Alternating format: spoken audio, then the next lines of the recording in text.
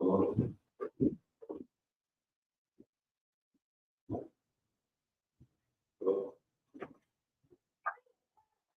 you doing?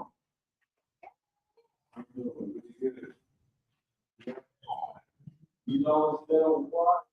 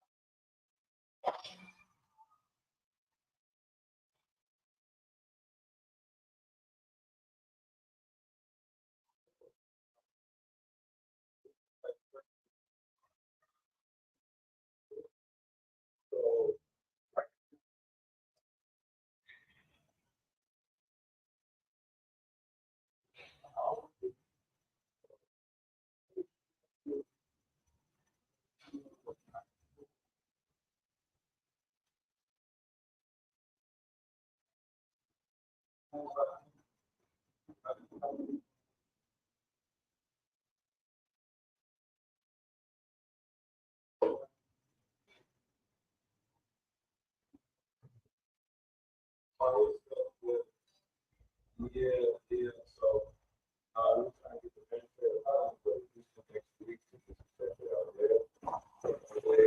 But I was like, man, I didn't know. You ready to do flower?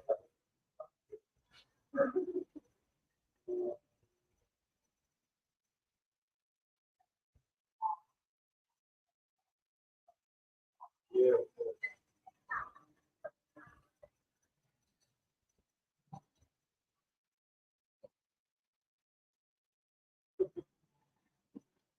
Yeah, different time zones too, so all kinds of details, central and, but like I said, navigating, I'm not, so,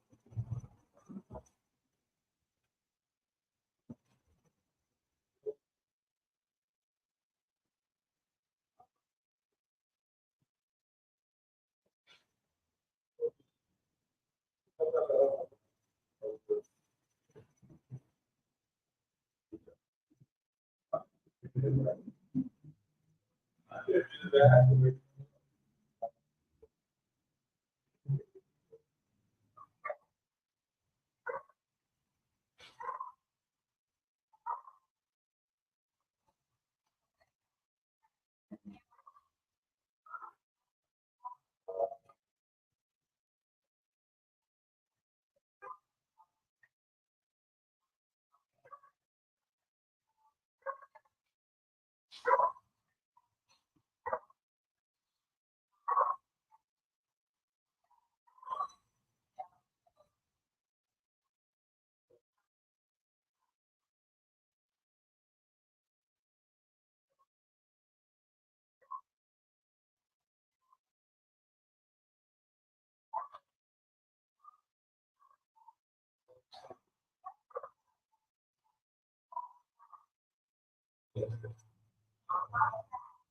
So, yeah, I just want to leave the top.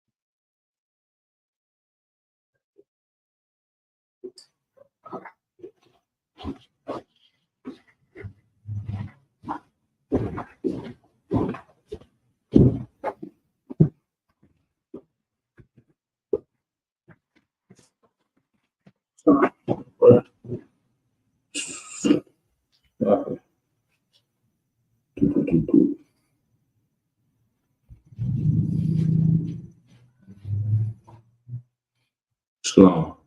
Yahweh Yashar, brother. To all the brothers. Shalom, Yahweh Shalom, Hashem Yashar, to all the sisters. Priest and Officer 5000 Kasar Pakad. This is the Thursday night scripture breakdown class for IFCBK Northern California. All right. Let's get into it. If there's any questions online, feel free to type them into the chat right now. I'll go ahead and get to it.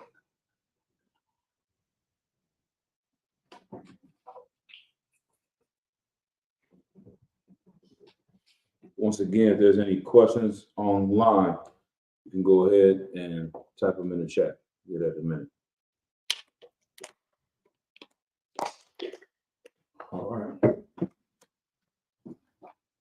So I had to take a call real quick before class started, so it took a little bit longer.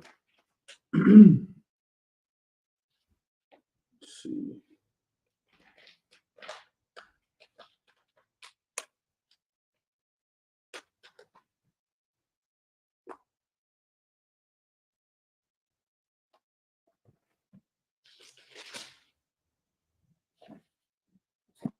All right. Let's go ahead and get into tonight's topic. So tonight's topic will be based on Blacks, Hispanics, and Native Americans. As always, this is the focus of the Israelite School of Universal and Practical Knowledge. Why are Blacks, Latinos, and Native Americans our focus? Because they are the focus of the Most High God, right? The Lord is focused on niggas. The Lord is focused on so-called spics. The Lord is focused on so-called savages. That's who the Most High God is solely focused on. The children of Israel are what? The apple of his eye. Matter of fact, let's get that precept real quick.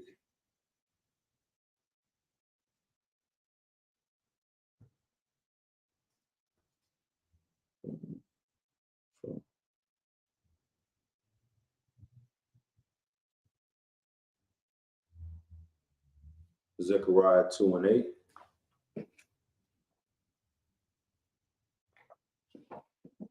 Shalom, Yahweh Yashar Bagatha, Chuba Makamya, Shalom, Yahweh Shalom, Shalom, Yahweh Yashar Bagatha.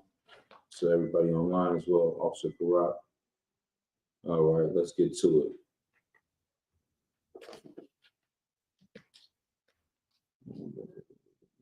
Zechariah.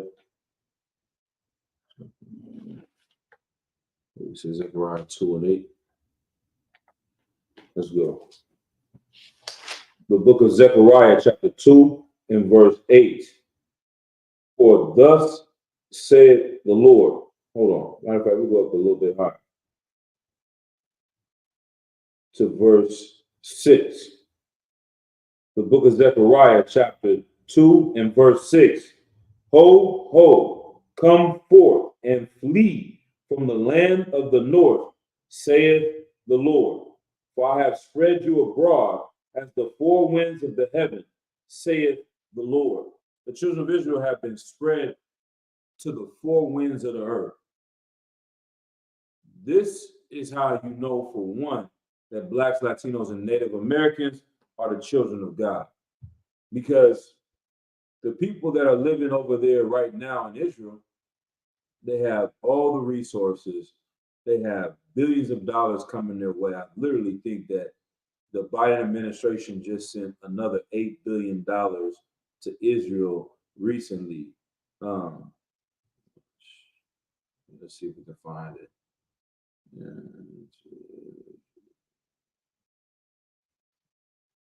Let's see what they sent. Let's see. 3 days ago. Let's go to it. This is Al Jazeera news source.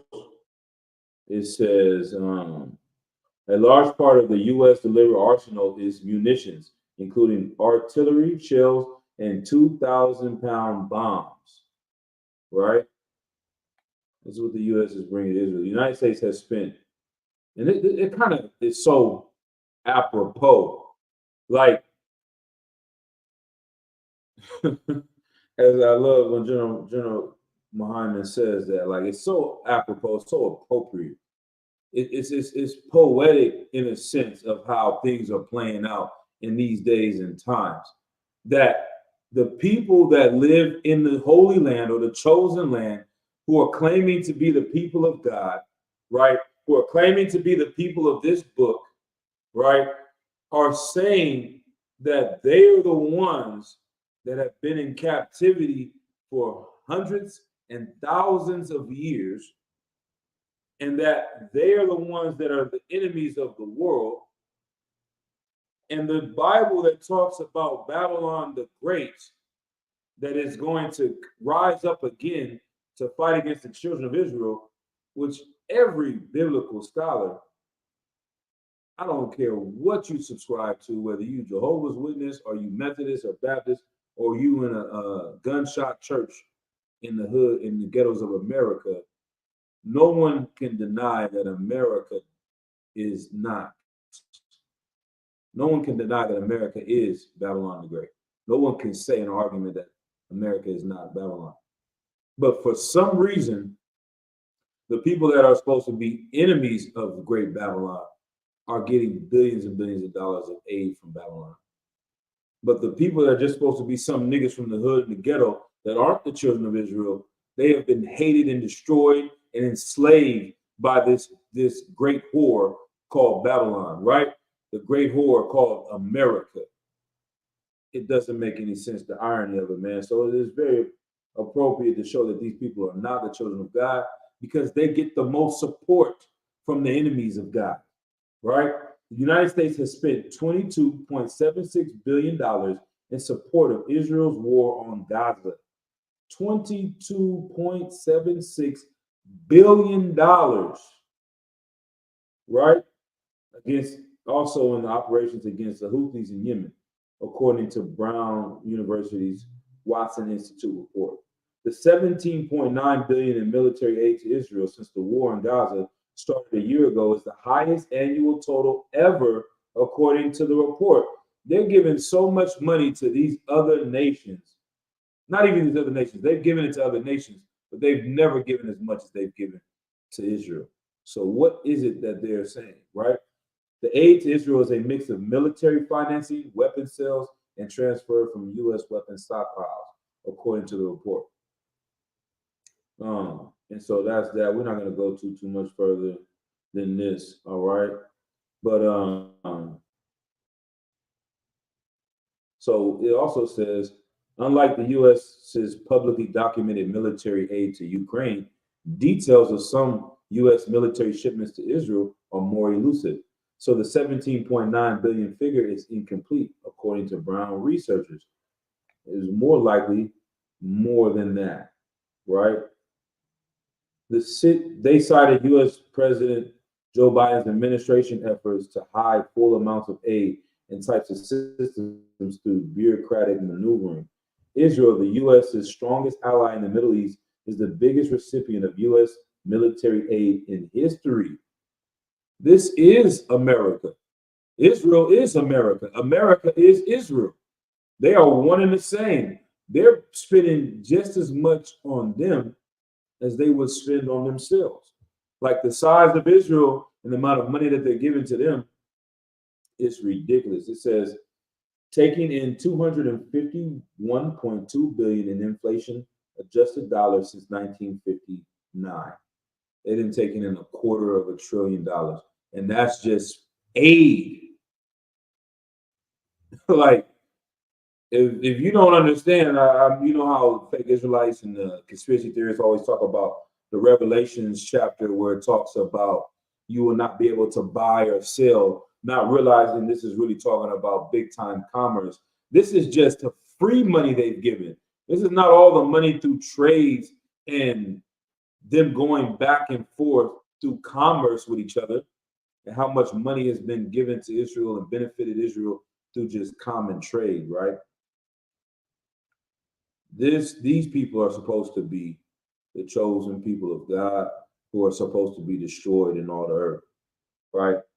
So once again, the book of Zechariah, chapter 2 and verse 6. Ho, ho, come forth and flee from the land of the north, saith the Lord. For I have spread you abroad as the four winds of the heaven, saith the Lord. He did not put us in one place in Israel, in our homeland, in these times. Verse 7, deliver thyself, O Zion, that dwellest with the daughter of Babylon. They're supposed to live amongst the daughter of Babylon, which is America, North, Central, and South America, right? For thus saith the land of the north. That's where we're coming out of, North America. Deliver thyself, O Zion, that dwellest with the daughter of Babylon. Verse 8, for thus saith the Lord of hosts, after the glory hath he sent me unto the nations, which spoiled you. For he that toucheth you toucheth the apple of his eye. The Lord is coming to destroy the nations which have spoiled us, which have ransacked us, which have raped, robbed, and murdered and pillaged our communities for thousands of years. Right? Verse 9, for behold, I will shake mine hand upon them, and they shall be a spoil to their servants, and ye shall know that the Lord of hosts hath sent me. And that's it right there. They're going to become a spoil to their servants. The people that bow down and kowtow to them for years and years and years, who weren't allowed to keep their eyes up and their head back. They had to keep their eyes to the ground and their head to the ground. Those ones are going to become the ones that spoil them, right? Spoil their masters. And we're going to have all the riches and the glories of this place that we've lived in are going to come into the coffers, into the hands of Blacks, Hispanics, and Native Americans. And that is a glorious thing in the sight of the Lord, and a glorious thing in the sight of the priests and prophets here in the Israelite school of UPK, right? Now let's drop that. Let's go back to Acts, because you run from being a chosen people. That's what you run from. You run from being the apple of the Lord's eye, and which is why you're so destroyed. Isn't that ironic? Isn't that crazy? Salakia. That's literally insane. This book is telling you you are better. You're special. You deserve more. And you shun that book for saying that. You run away from that book for saying that, right? What was one of the brothers saying recently, Salakia, like how we want to include everyone so much that it's offensive to us to be included in everything. But then at the same time, you want to have selective racism. So if it's somebody playing on sports, you want to root for the black girl. If you seeing somebody in the competition for top modeling, you want to root for the black girl. You want to root for the brother, for the black guy, for the Latino guy. You have no problem being racist at this time when it comes to sports, when it comes to movies, when it comes to entertainment, but when it comes to your God, oh, that's where you draw the line. You have selective racism when in reality, man, you should love your people the same way you love your family. Is it wrong or is it evil to love your daughter or your son more than the neighbor's daughter and the neighbor's son? Why should you have to give them the same love that you give your child? It's the same concept. Why should we have to love the other nations the same way we love our people? There's nothing wrong with that. We should be considered familyists, if anything, not racist. We just put our family first, which is what all the other nations have done over the time, years past. All right.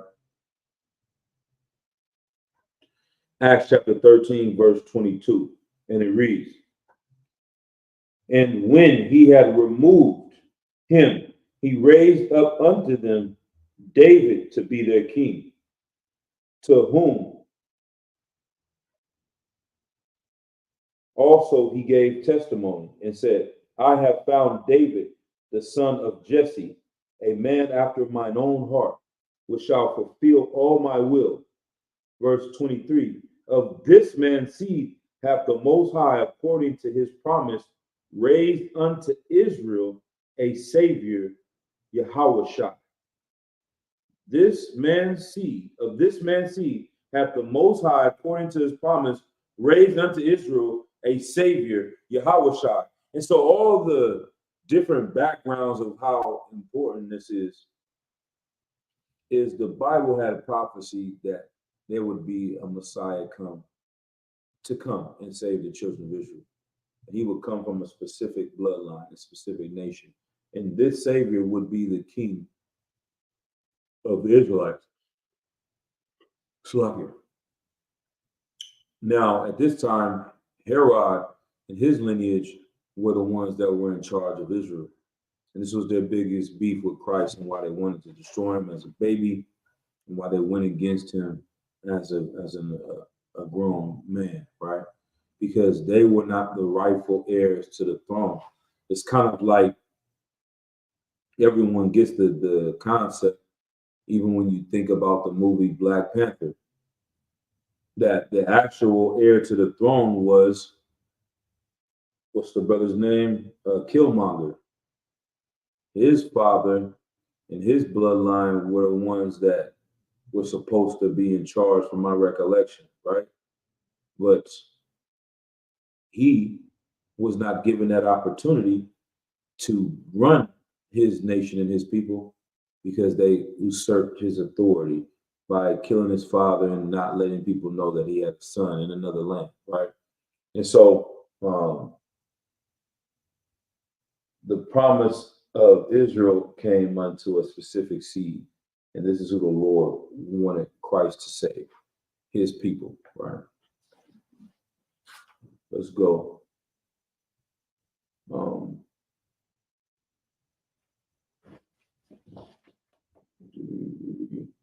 Verse 24, when John had first preached before his coming the baptism of repentance to all the people of Israel. This is Yasharallah, right? And as John fulfilled his course, he said, "Whom think ye that I am?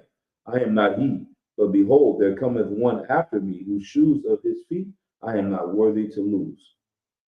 Men and brethren, children of the stock of Abraham, and whosoever among you feareth the Most High, to you is the word of this salvation sent." Right?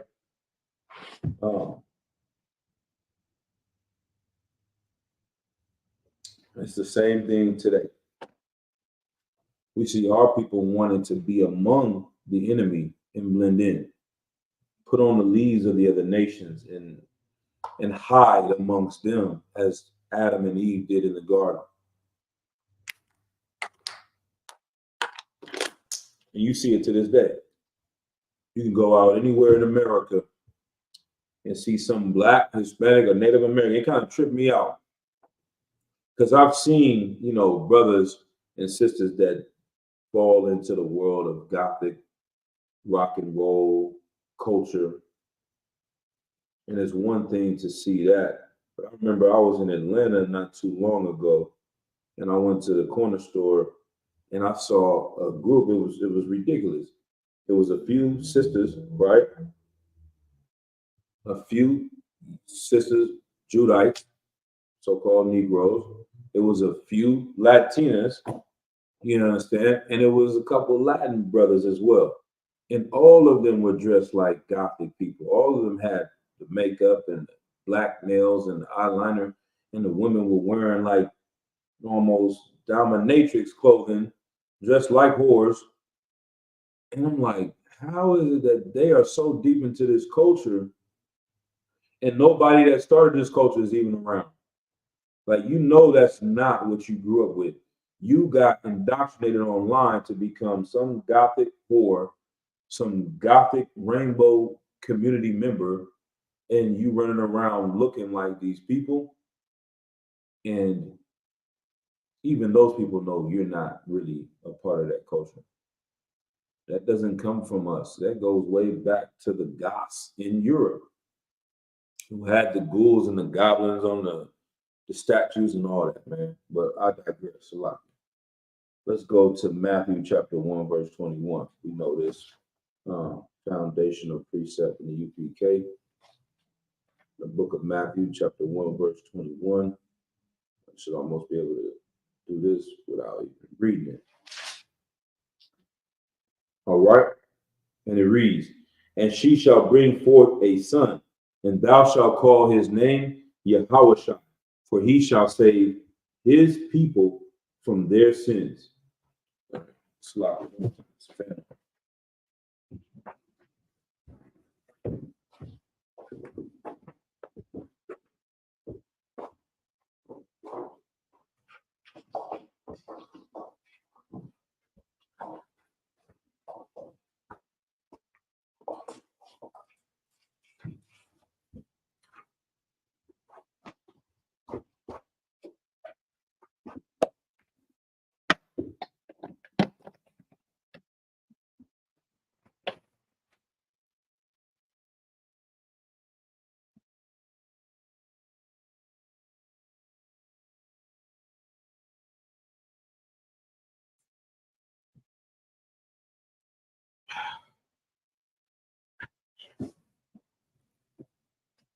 So, once again, the book of Matthew, chapter 1, verse 21. And she shall bring forth a son, and thou shalt call his name Yahweh, which means the deliverer, for he shall save his people from their sins. He will deliver his nation, his people. These are all the prophecies that we see. And this is showing that you are chosen. You're the one that needs to be delivered. You're the one that needs salvation in these days and these times. You are the one that's suffering in the ghetto and the barrios. Just on Black Watch on Monday, we saw the brother walked up here from Honduras. Get that brother a hand, man. That brother had a spirit on him, man. And the Lord led him to the doorsteps of the Israelite school of UPK. This brother walked from Honduras and was having a conversation with Commanding General Yohana the other day. If that's not the Lord, man, if that brother doesn't have the spirit, then I don't know what is, you know what I mean? And I pray, you know what I'm saying, that brother can really get an understanding of this Bible and really get understanding of the men that he is living amongst right now. And that the Lord wanted him to be here, because to survive that and make it through that, you don't want to walk to the goddamn corner store. How do I know it? Because I get caught up, man. We got to drive everywhere. You driving around the corner. When we was kids, I don't know, maybe it was just me, especially I know brothers in New York, y'all still get down. You know what I mean? We was young, man. We used to walk everywhere. Kids used to walk to school. We're gonna put in a good mile or two to get to school, there and back. We're gonna spend 20, 30 minutes to walk to school. Ain't no Uber, ain't no Lyft. You're gonna catch the bus if it's more than 3 miles or 4 miles, or you're gonna walk. You understand? And nowadays, we become so relaxed, or as you get older, you don't want to walk anywhere, you don't got the time, you think in your mind. This brother walked from goddamn Honduras, man. It's 2,000 miles away. It's like walking from here to New York, here to Louisiana, here to Georgia. And it ain't like just a walk. Like here in America, your walk could just be that, just a walk. You want to walk to Georgia? All right. No one wants to walk to Georgia, but the walk to Georgia is going to be a walk to Georgia. That's it. His walk is going through terrains, climbing through mountains, running in different places through the night and sleeping during the day. Like he is going through different cartel land, surviving all these things to get to this place. And what issues do you have? What are you complaining about? What is plaguing you? What excuse do you have in this place? You start to realize your problems are not that big as your brothers and sisters, man. And you may have been put in this position to help them. The Lord didn't put you in a better position to look down upon them and say, you know what? We're FBA, Foundational Black Americans. So hold your own cojones. That's what they be saying. Hold your own cojones. We ain't worried about y'all. Y'all ain't worried about us. Y'all not our brothers? Nah, damn that. They are our brothers. We're gonna hold each other's back. We're gonna keep each other's back. We're gonna hold each other down. We are gonna have brotherhood here in the UPK for the Latino brothers that are suffering in Honduras, suffering in Guatemala. You can't tell me their life is going through the same things where this would motivate a brother to walk a year, walk 6 months to another country, and then be in prison for a year once they get there, then get out and then have nothing and go and start over from nothing, from scratch. Man, these brothers that are living in these places are living in utter hell. And it's our job to go ahead and get them and show them a way out of this hell. And the only way we're going to survive this is through brotherhood with each other. That's the only way we're going to make it, because they have armies. Literally, we just saw how many billions of dollars are going to Israel, but none of that can be funneled into us because they have armies and governments and people in high places that are propping up these enemies of God. Matter of fact, let's get that precept. What is that? 1 Corinthians 10.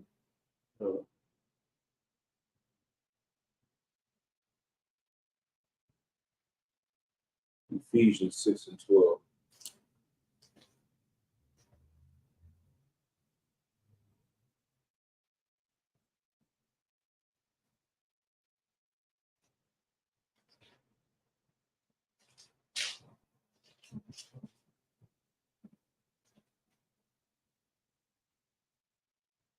The book of Ephesians, chapter 6 and verse 12. We'll start at verse 11. We'll start at verse 10. You know how I do. The book of Ephesians, chapter 6 and verse 10. Finally, my brethren, be strong in the Lord and in the power of his might. Put on the whole armor of God, or the whole armor of your power, that ye may be able to stand against the wiles of the devil. Put on the whole armor of God. Put on his laws, statutes, and commandments. Put this truth on your heart. Use this to protect you against the demons out there. Use the truth to protect you against the enemies of God. Use the truth to protect you against those amongst our nation that want to further destroy you, right? You need protection against the wiles of God. What does that mean, man? The wiles. Let's look that word up. We always talk about the wiles. In my example, wily, how some people pronounce it like that. The wily, but it's really the wiles, right? Devious and cunning stratagems employed in manipulating or persuading someone to do what one wants, man. These are the wiles, the devious and cunning strategies. The Bible says that Esau is a cunning hunter. These are the cunning strategies they use to destroy Blacks and Latinos and Native Americans by persuading someone to do what one wants. They're using tricks, ruses, ploys, schemes, dodges, maneuvers, gambits, lure, entice. You have to put on the full armor of God so that you don't fall. I'm going to use the different definitions of wiles, right? Put on the whole armor of God that you may be able to stand against the wiles of the devil, or the tricks of the devil, the ploys of the devil, the schemes of the devil, the dodges, the maneuvers, the gambits of the devil, the lure, the enticements of the devil. You have to have the armor of God, which is the law, statutes, and commandments to protect you from these things, right?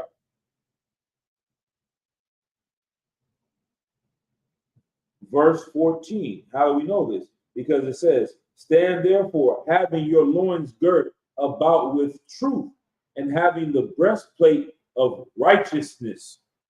This is what is going to protect you. Around your loins, you are girt with the truth and protected with the breastplate of righteousness. That's the righteous spirit that you have upon you. That you know right from wrong and you obey right from wrong because you know what wrong does to your people and your nation. You know what doing wrong does to your family and your people, right?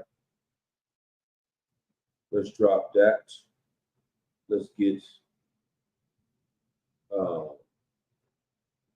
see if we go there.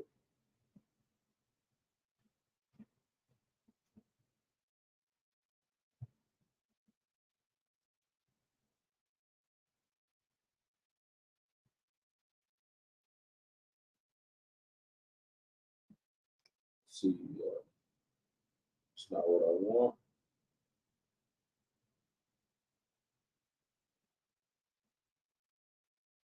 That's not what I want.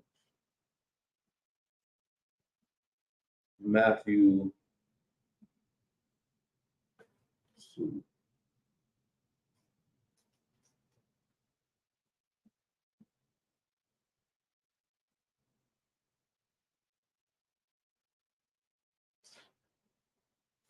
go to Matthew chapter 10, verse 5 through 7.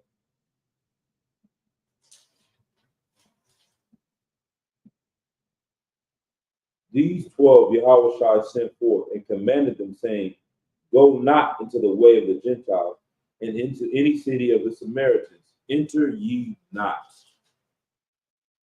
but go rather to the lost sheep of the house of Israel. This is the mission statement. This is what Christ told us to go and do. To go to the lost sheep of the house of Israel. The ones that are out there suffering and think that their life means nothing but getting to the next blunt. That your life, that you was created and you were birthed on this earth for no other reason than to get high, to go and have sex with the next whore, for the sisters, to have sex with the next brother, to manipulate him to get this purse, to manipulate each other, to destroy each other and come up. That's not what your purpose is. That's not what you were created for. You have a higher reason and a higher calling if you're a Black, Hispanic, and Native American. You are here to be considered the rulers of this planet Earth. And there's no way you can rule unless you're righteous. Like when you break it down simple like that, there's no way you can be in rulership, because to be in rulership, you're going to have to make decisions. You're going to have to pass judgment on different situations. And how can the earth be handed over to us to pass judgment and to make make rules? I don't even say make rules, to enforce these rules if we are not obeying these rules. There's no way that the keys can be turned over to us. That's like, how could you compare that? If you were running a business and you had all these rules set in place, and you know the business has to have this in by this time, the business has to do this by this deadline, and then you hand over the business to somebody that doesn't do any of that, doesn't follow the deadlines, doesn't get it done. Like, why would you hand over your business to this person and try to elevate them when they're going to take the entire business down with them for you? You put them in position to be in charge, and they destroy your business. That's what it's like with the children of Israel. That the Lord wants to give us this position. He wants to put us in the spot to be in rulership, but we don't deserve that spot by disobeying Him and not being righteous people, right?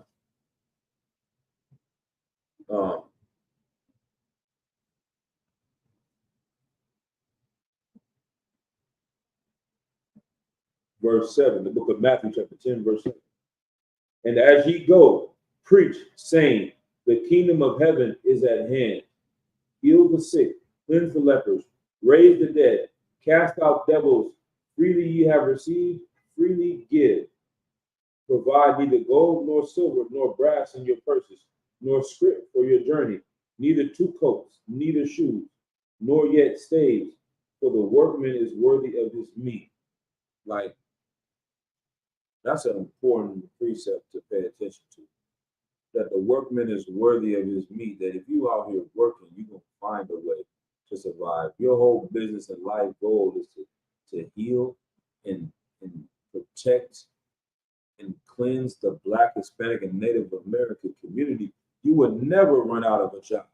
There's plenty of work to do. Like, what if your job was to clean up Beverly Hills? You understand? What if your job was to clean up the streets of wealthy area, community, neighborhood? You wouldn't even have a job. There's nothing to do over there. But if your job was to clean up the streets of East Oakland, clean up the streets of Richmond, clean up the streets of South Sacramento, clean up the streets of Harlem, you got a job. You got a lot of work to do. That's how it is being an Israelite. Our people are so destroyed. It's not slim pickings. It's a lot of options. There's many ways that you can help the children of Israel because we've been destroyed so much in all different angles and facets of the world, right? Let's drop that. Let's go to the book of John. The book of John, chapter 4, and verse 7. We got a few verses to go through right here. The book of John, chapter 4, and verse 7.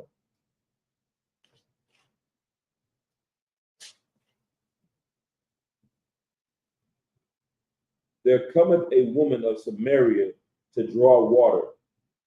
Yahushua saith unto her, give me to drink. For his disciples were gone away into the city to buy meat. Then saith the woman of Samaria unto him, how is it that thou, being a Jew, askest to drink of me, which am a woman of Samaria? For the Jews have no dealings with Samaritans. Yahushua answered and said unto her, if thou knewest the gift of the Most High, and who it is that saith to thee, give me to drink, thou wouldst have asked of him, and he would have given thee living water. Like, I'm not even going to go into intricacies of my slavery or anything like that, right? But at one point in time, I was given a position to be over different areas, right? And I'm dealing with this new person coming into the area, right, under my jurisdiction, and they're seeking a job, literally looking for a job. And some complications happen with some technology, and they're getting upset about that. So the first conversation I have with them, they have nothing but attitude and talk back. What is this? I'm here sitting here waiting for that, and they got this going. I'm like, do you know who you talking to right now? And my mom, like, you know, I'm your boss. I'm like the one that's gonna decide if you get this job or not. Why are you even talking to me like this? Like, do you think I'm just some cat that answers the phone? You out your goddamn mind. But lo and behold, yeah, they didn't get the job. I'm just like, nah, you're not gonna be coming at me like that. Because if you're coming at me like that, you know who I am. Maybe you don't really know who I am, but if you are gonna treat me different too, that's a respective person. So if you don't know who I am and you treat me like this, that's a problem. Because if you do know who I am and you're gonna act differently, then you're gonna treat everybody else that you're working with like garbage because of their position. And that's gonna be horrible for the culture and the environment. But if you do know who I am and you still treat me like this, then I know you're not gonna treat the people that are the same as you or underneath you any better because you treat the people that are above you like garbage too. This is how Christ is talking to her, like in verse 10, Yahweh answered and said unto her, if thou knowest the gift of the Most High, and who it is that saith to thee, give me to drink, whatever it is that I'm asking you, I'm the boss around here. I'm telling you to give me something to drink. Thou wouldst have asked of him, and he would have given thee living water.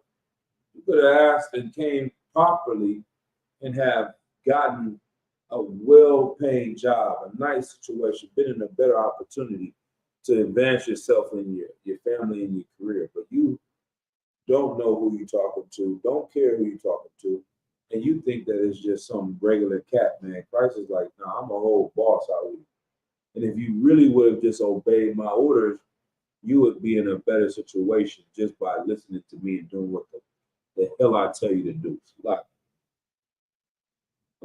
let's see.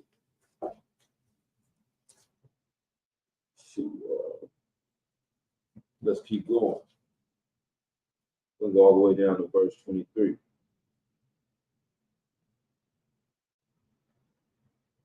Verse 11, the woman saith unto him, Sir, thou hast nothing to draw with, and the well is deep. From whence then hast thou that living water? Like, she's still thinking carnally, like, where is this? You don't have a well. Where are you going to get this living water that I can drink from and that I can become better or, get this everlasting life or whatever it is, this living water? Verse 12, art thou greater than our father Jacob, which gave us the well and drank thereof himself, and his children and his cattle? Like, where is this well at? This is the well that we use. This is Jacob, our forefather, because this heathen woman is thinking that she comes from the seed of Jacob, which they don't. Right? Verse 13, Yahweh answered and said unto her, whosoever drinketh of this water shall thirst again. But whosoever drinketh of the water that I shall give him shall never thirst. But the water that I shall give him shall be in him a well of water springing up into everlasting life. Like, you're going to be able to draw from this well with inside of yourself after you drink from this cup. You're going to be able to have everlasting life, like everlasting nourishment. And I see how these Christians have taken this, and their mindset is that, oh, I get to go to some place after I die and get to frolic around with my grandma and Hitler. It's a lot, man. I remember when that brother, Salaki, this too loud, I'm raising my voice over this fan, but it's been wonderful. I remember when that brother Nathasar brought that out at camp. Like, you think you're going to die and go to heaven and be up there in heaven with your grandma, your auntie, your great aunt, and Hitler all around just kicking it. It's going to be you and the KKK members that lynched your grandfather in the same building enjoying heaven. That is ridiculous, right? This everlasting life is you living here on earth and your family prospering forever. You ruling the kingdom of heaven and ruling this earth under your king, Yahweh Shai. That is everlasting life where you can live comfortably and not have to suffer, not think in your mind, I got to do something illegal, sell dope, I got to kill brothers for money, I got to do this or do that, pimp women for money. You don't have to do any of those things, and you will have everlasting life. Grow to an old age. Live in in a home where you get to see your grandchildren and your great grandchildren be raised up. That's everlasting life, knowing that they'll continue on and they'll move forward, and none of those things that you work for in your life will be taken away from you. That is the plight and the suffering of Blacks, Hispanics, and Native Americans to this day. You can work your whole life and give everything you got to buy a home, and you leave it to your children, and children go ahead and sell it and get high with the money. That's not everlasting life. Everlasting life is the thing that you work for, you pass it down to your children pass it down. And it never gets taken away from your family. If anything, it increases and grows. And your influence and your dominance over the earth grows. That's everlasting life. Right? So let's keep going. Verse 15, the woman said unto him, Sir, give me this water, that I thirst not, neither come hither to draw. But Abishai said unto her, Go call thy husband and come hither. The woman answered and said, I have no husband. But Abishai said unto her, Thou hast well said, I have no husband, for thou hast had 5 husbands, and he whom thou now hast is not thy husband. And that saidest thou truly. Damn. This ain't a sexist marriage precept. I don't know what it is. I wasn't doing that back in the days. For one, how do you know that she was being a whore? Because if she was getting a bill of divorcement, she wouldn't have been with this current husband and not been with him. If that was her current husband, that would be her husband. He's like, man, the current man that you with is not even your man because you already with other men. You are being harlot. Right? Verse 19, the woman says unto him, I perceive that thou art a prophet. She's like, man, he just cut my whole being. Like, you can look at someone, and so lot. I remember some years back, the brothers in Arizona might remember the situation, but I went to the club with the brothers, and it was a sister, man. She was a young sister. She was wearing some clothes that was just unruly.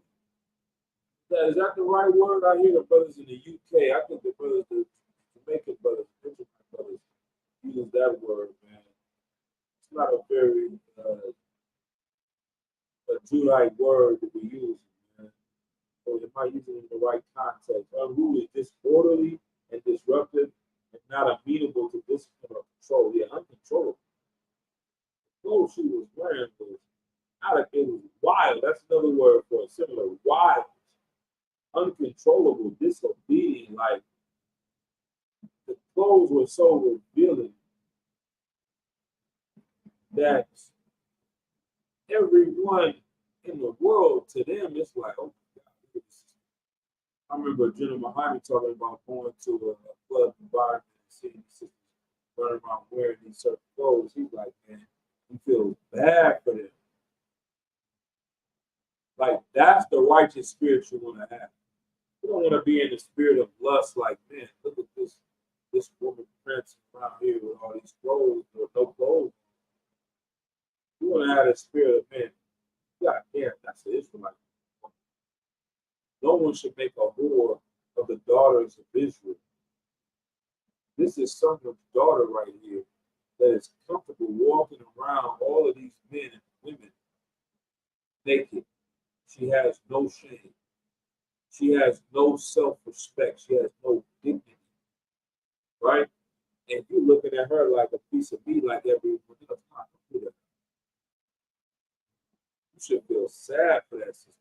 The only reason why this sister is doing that is because she got molested.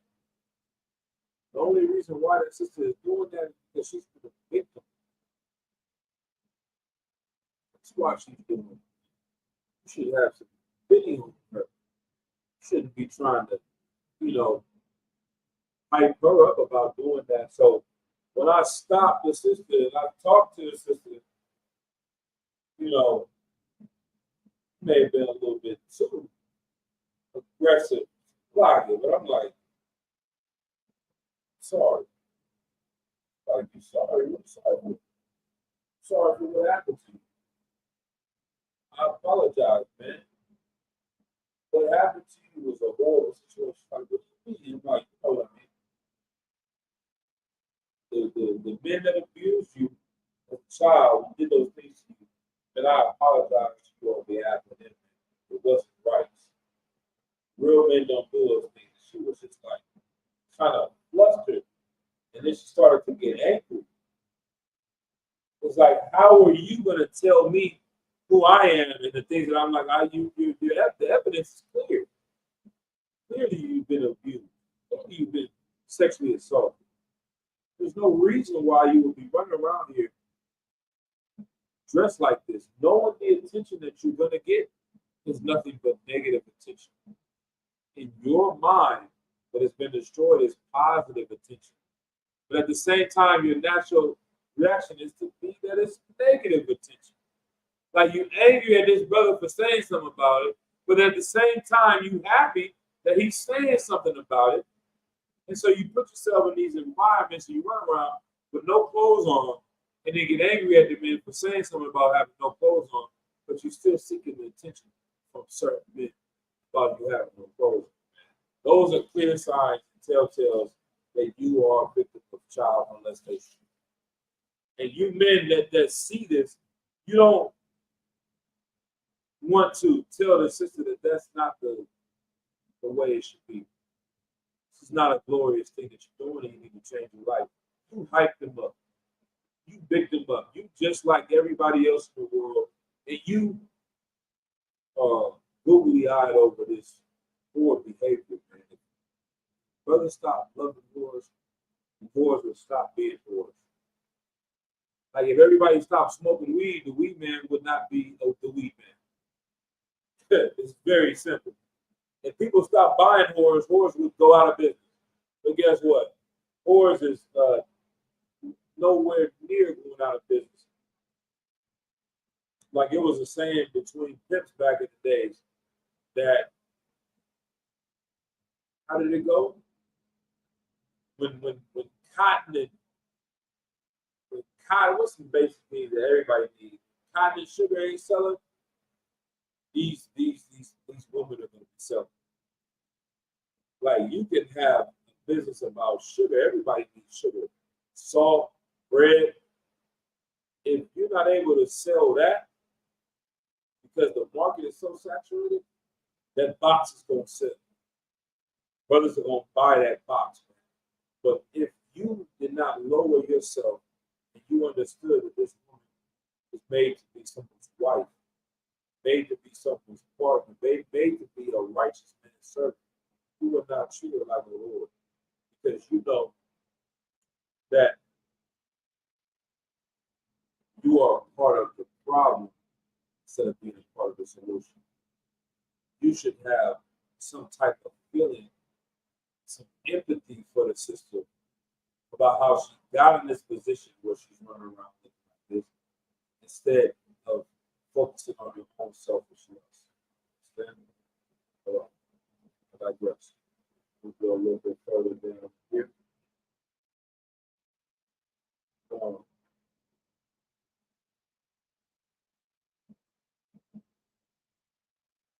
Let's see.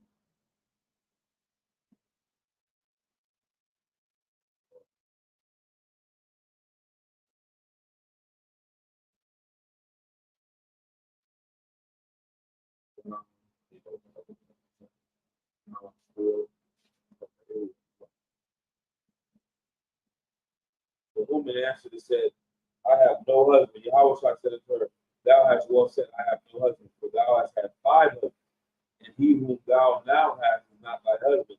And that says thou art truly, like she's going around. None of these men are her husband because she has had multiple husbands because she's poor.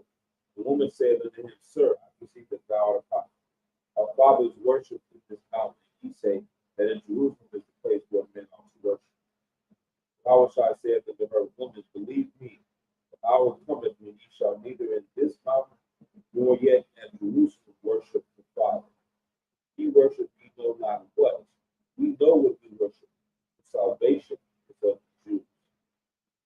And he's telling her that time's going to come when this place is going to be destroyed. You ain't going to worship that mountain or this mountain. What does that mean? They're saying the mountain that they lived in, the Samaritans lived in, was the Holy Land where they needed to worship. And they knew that the Israelites taught that Jerusalem was the mountain where everyone should serve and should worship.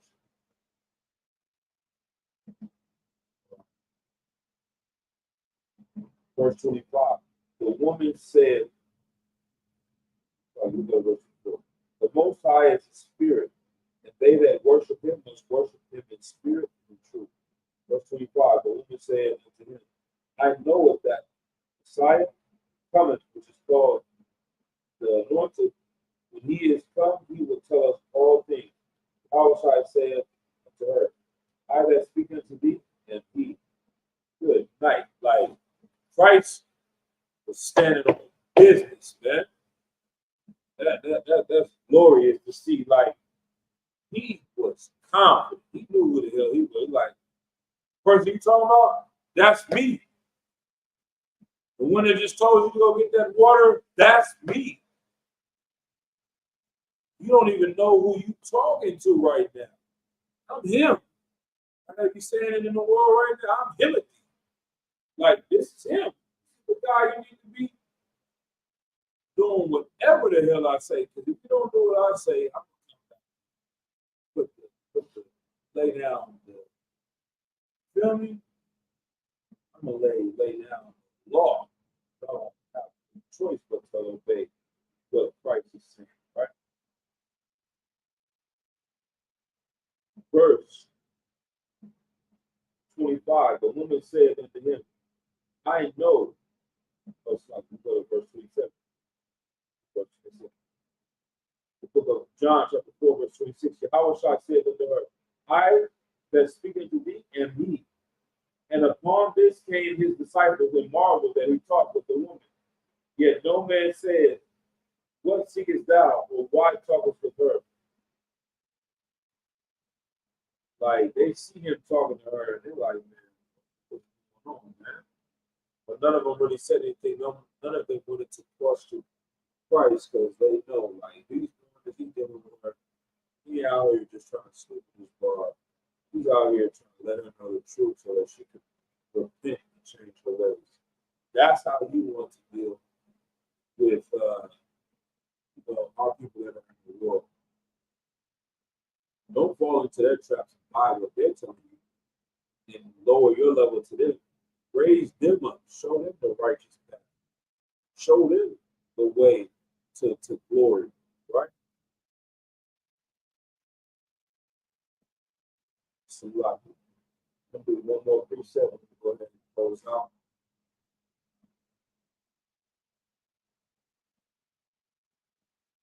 The book of John, chapter 11, verse 49.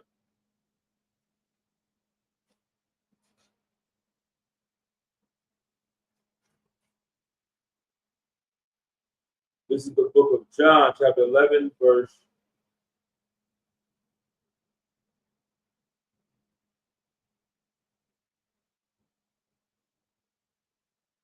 12. So you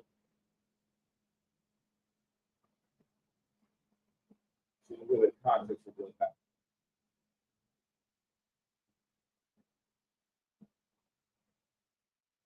The book of John, chapter 11, verse 43. And when he thus had spoken, he cried with a loud voice, Lazarus, come forth. And he that was dead came forth, bound hand and foot with grave clothes, and his face was bound about with a knot. Abishai said unto them, loose him and let him go. Verse 45. Then many of the Jews which came to Mary and had seen the things which Yahushua did, believed on him. So when they see this brother go out here and raise him, like, whatever he say got going on, that's what I want to be with. Like, everyone's fear in life usually can boil down to a fear of death. Anything that you're stressed out about can always come to a fear of death. Because if you're not able to live forever, then you won't be able to get this thing. You won't be able to have this thing, right?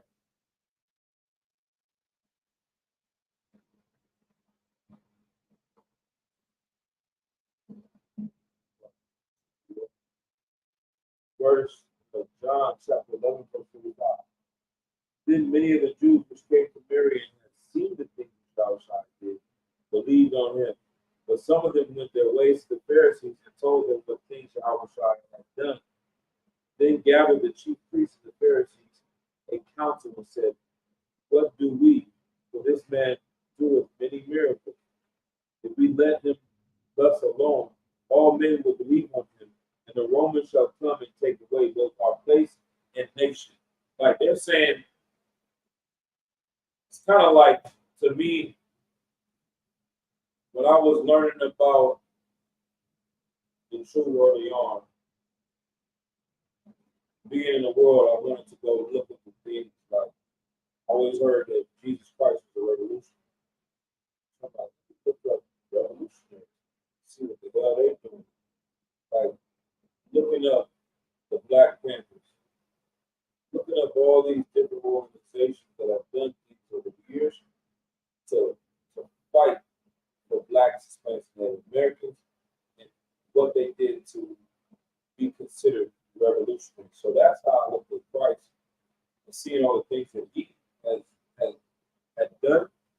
And you start to find out that the real revolutionary is a servant, right?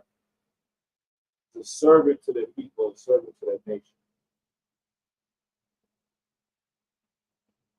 Where we at? And these people, they didn't want to be servants to their nation. They wanted to stay in their position and enrich themselves. Right?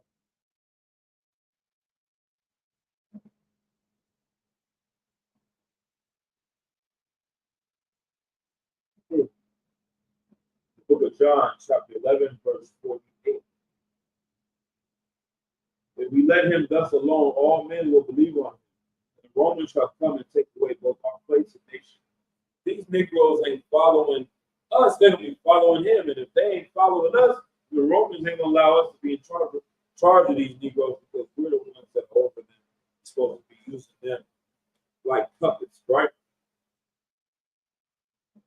And one of them named Caiaphas, being the high priest that same year, said unto them, yea, know nothing at all. Ye know nothing at all. Nor consider that it is expedient for us that one man should die for the people, but the whole nation perish not. This he spake not of himself, but being high priest that year, he prophesied that Yahushua should die for the nation. He like, man, this brother right here, he is doing all these things, but he's trying to find a way to against him. Don't be like that. Don't try to find a way to have a heart with your brother or sister. Find a way to get rid of that heart in that situation. That's the deep right? And so we out here trying to uplift our brothers, build our brothers, and restore the things that have restricted us.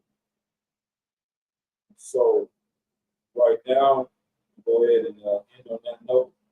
A little bit over an hour. Let's say Shalom, Yahweh Shalom, to our brothers, Yahweh Shalom, to our sisters.